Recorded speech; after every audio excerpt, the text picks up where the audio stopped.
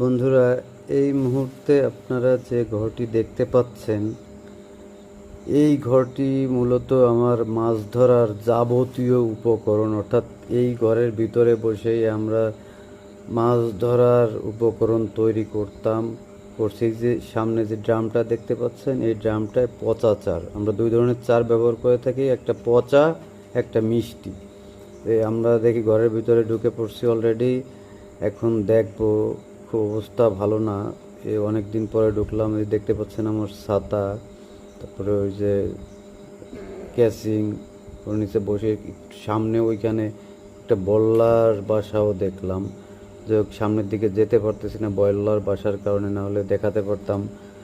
এখন আমরা একটা আলমারি খুললাম, এইখানে আছে মিষ্টি চার। ওই যে যে ডিব্বাগুলো দেখতেছেন, ওইগুলোতে মিষ্টি চার আছে, উমোচরণের চারও আছে। আর এইখানে রাখা আছে কিছু বসি, এখন সেগুলো বের করতেছি। আর এক্সট্রা সুতা এখানে একটা আছে, এটা এখনও ব্যবহার করিনি। 100 মিটার আছে এখানে, না সরি 1000 মিটার। আর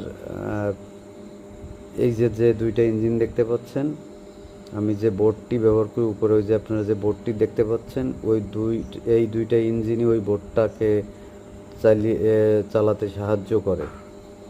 এই তার ইঞ্জিন। আর ইঞ্জিনের পরে আপনাদের দেখাবো, এই যে দেখেন এর শেপ এবং প্রপেলার। হ্যাঁ, এবার আসেন আমরা দেখি আমরা কোন ধরনের জিনিস সাধারণত যে জায়গায় মাছ ধরতে যাই যে সমস্ত উপকরণ নিতে হয়। যেহেতু আমরা উন্মুক্ত জলাশয়ে মাছ ধরতে বেশি পছন্দ করি, তো সেক্ষেত্রে আমাদের শোল, গজাল, রুই, কাতল, মৃগেল, কালবাউস, বল, আর সব ধরনের ব্যবস্থাই আমাদের নিয়ে যেতে হয়। কারণ বলা তো যায় না কোন জায়গায় কি মাছ আছে এবং কি মাছ ধরবে। ওইখানে গিয়েই আমাদের সিদ্ধান্ত নিতে হয় যে মূলত আজকে কি মাছটা ধরা হবে। দেখুন, আমি এক এক করে এখন বড়শির প্যাকেট বের করতেছি। এগুলো মূলত কামার কাটা বলি আমরা, কারণ এগুলো মেশিনে তৈরি না, হাতে তৈরি বড়শি। এটা আমি ইন্ডিয়া থেকে আনাইছি, ইন্ডিয়ান উমোচরণের বড়শি। এর ওই যে যে বড়শিগুলো, ওর এক এক প্যাকেটে 200 করে আছে বড়শি। আর এই যে যে হাতে এখন টাকার মতো গুনতেছি, ওইটা একটা সারা। অর্থাৎ একটা ঝোপায় 8 কাটা, 6 কাটা, 4 কাটা এরকম কাটা আছে, এবং বিভিন্ন সাইজের। বড় মাছ হলে বড় মাছের যে সাইজ, বড় কাটা, ছোট মাছের ছোট কাটা। দেখেন, আপনাদের দেখানোর জন্যই মূলত এটা এইভাবে বের করতেছি। আর আমারও চেক করার প্রয়োজন, যেহেতু বলছি শুক্রবারে যাব মাছ ধরতে, তো তার আগে আমি একটু দেখেও নিচ্ছি, যেহেতু অনেক দিন পরে ঘরটা খুলছি এবং আগে যে পরিমাণ লোক এখানে হতো, দেখেন এখানে সব ধরনের ব্যবস্থা ছিল। আমরা যে খাবারগুলো মূলত ওই উপকরণগুলো তৈরি করি, নিজেরাই তৈরি করতাম। এবং এখানে গ্যাসের চুলা সহ অন্য অন্য কড়াই, অর্থাৎ যে মাছের যে খাবারগুলো রান্না করা হতো সেটা এখানেই আমরা করতাম।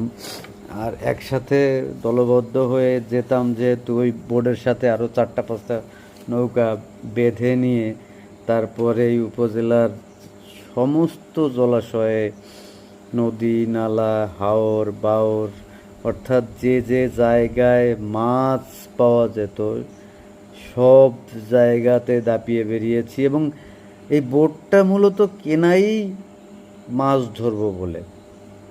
তো দেখেন সেই বোটটা আপনারা উপরে ছবিতে দেখতেছেন, আর শেষের দিকে বাস্তবেও দেখাবো এখন বোটের কি অবস্থায় আছে। হ্যাঁ দেখেন, এক এক করে আপনারা একটু ধৈর্য সহকারে দেখেন বন্ধুরা, যে মাছ ধরতে গেলে কত ধরনের উপকরণের প্রয়োজন হয়। যেহেতু এর কোনোটারই নাম আমি আলাদা করে বলতেছি না, কারণ এটা আমি মনে করি যে বলা ঠিক হবে না। আপনারা যে যে উপায়ে মাছ ধরেন, যার যেটা ভালো লাগে সে সেটা ব্যবহার করেন। তবে আমি আমার সংগ্রহে যা কিছু রাখছি তার সবগুলোই এইগুলো তার নমুনা। এই যে দেখেন আমার সেই স্বপ্নের বোট, আমার সেই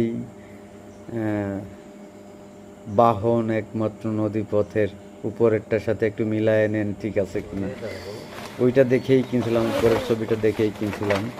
এখন দেখেন এই যে আমার যে মেশিনগুলো হুইলগুলো আরও আছে ভিতরে, কিন্তু এটা হলো লাস্ট যে কয়টা নিয়ে গেছিলাম সেই কয়টা এর সাথে দেখাবো। হ্যাঁ, তো ধন্যবাদ, ভালো থাকেন সব।